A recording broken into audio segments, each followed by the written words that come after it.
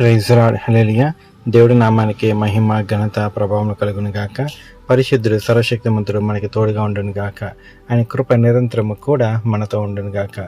ఉదయకాల సమయంలో దేవుడు మనతో మాట్లాడుచున్న మాట లూకా సువార్త 14వ అధ్యాయము 11వ వచనము. తన్ను తాను హెచ్చించుకొను ప్రతివాడును తగ్గింపబడను, తన్ను తాను తగ్గించుకొను వాడు హెచ్చింపబడని చెప్పాను. ఆమేన్, హల్లెలూయా. అయితే ఇక్కడ ఎవరు హెచ్చించుకోవాలి, ఎవరు తగ్గించుకోవాలి? ఇక్కడ దేవుడేమో తన్ను తాను హెచ్చించుకున్న ప్రతివాడు కూడా తగ్గించబడినట్టున్నాడు. అంటే తన్ను తాను అంటే మనుషులు.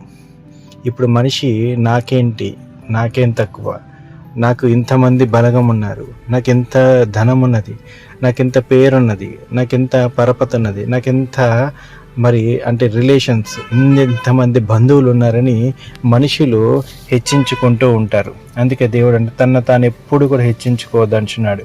ఎందుకంటే చూడండి, దేన్ని చూసి అతిశయపడతామో, దేన్ని చూసి హెచ్చించుకుంటామో అదే రేపొద్దున ఊరవుతుందనమాట. ధనము చూసుకుని హెచ్చించబడుచున్నావా, ఆ ధనమే రేపొద్దున ఏమీ లేకుండా శూన్యమైపోతుంది. మంది బలము చూసి హెచ్చింపబడుచున్నావా, రేపొద్దున ఆ మంది బలము కూడా నీకు లేకుండా ఒంటరివాడైపోతావు. అధికారం ఉంది కదా అని హెచ్చించుకుంటే అధికారము కూడా నేలపాలైపోతుంది. చూడండి, దేవుడు అంటున్నాడు ఏది చూసుకుని కూడా హెచ్చింపబడకూడదు అంటున్నాడు. మనిషి దేని విషయంలో కూడా మనిషికి హెచ్చింపు రాకూడదు అంటున్నాడు. ఎందుకు దేవుడు ఎంత ఖచ్చితంగా చెప్తున్నాడంటే, ఈ భూమి అంతటిలో కూడా, ఈ లోకమంతటిలో కూడా హెచ్చించబడుచున్న వాడొకడు ఉన్నాడు, దగినవాడు ఒకడు ఉన్నాడు. ఆయనే నజరేయుడైన యేసుక్రీస్తు వారు.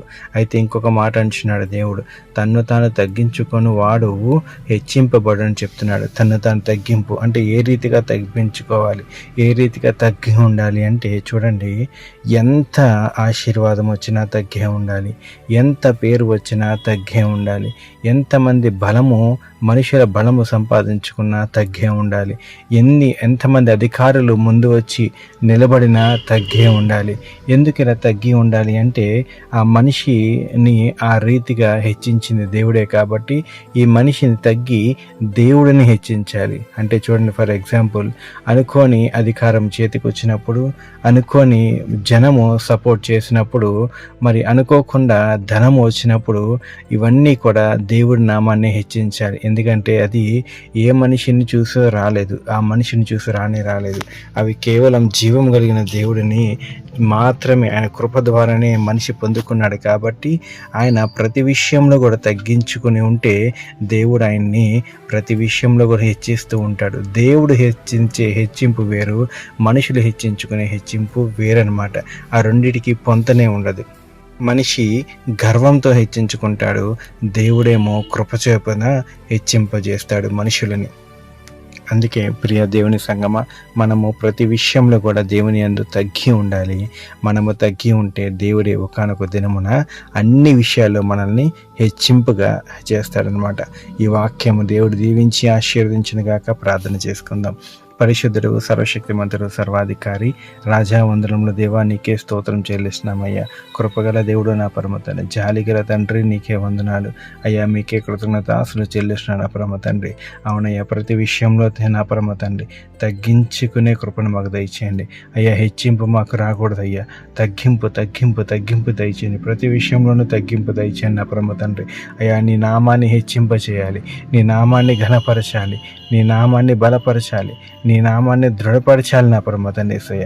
నీ నామాన్ని స్తుతించాలి నా పరమ తండ్రి. ఆ రీతిగా నా పరమ తండ్రి యేసయ్య, నీ బిడ్డల్ని దీవించండి, ఆశీర్వదించండి నా పరమ తండ్రి.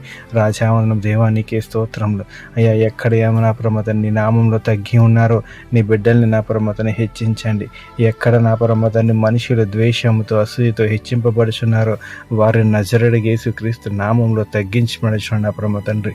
అదే రీతిగా దీనుల్ని, అల్పుల్ని జ్ఞాపకం చేసుకోండి, కృప చూపించండి, దయ చూపించండి నా పరమ తండ్రి.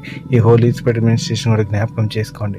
నీ దాసురాలను కూడా జ్ఞాపకం చేసుకోండి. ఈ డైలీ వాక్యం ఇచ్చిన ప్రతి బిడ్డని దీవించండి, ఆశీర్వదించండి. ప్రతి ఒక్కరిని నా పరమ తండ్రి పేరున జ్ఞాపకం చేసుకోమని నజరేయుడైన యేసుక్రీస్తు నామంలో, సర్వశక్తిమంతుడగు తండ్రి నామంలోనే ఈ ప్రార్థన అంతయు కూడా అడిగి వేడుకుంటున్నాం నా పరమ తండ్రి. ఆమేన్, ఆమేన్, ఆమేన్.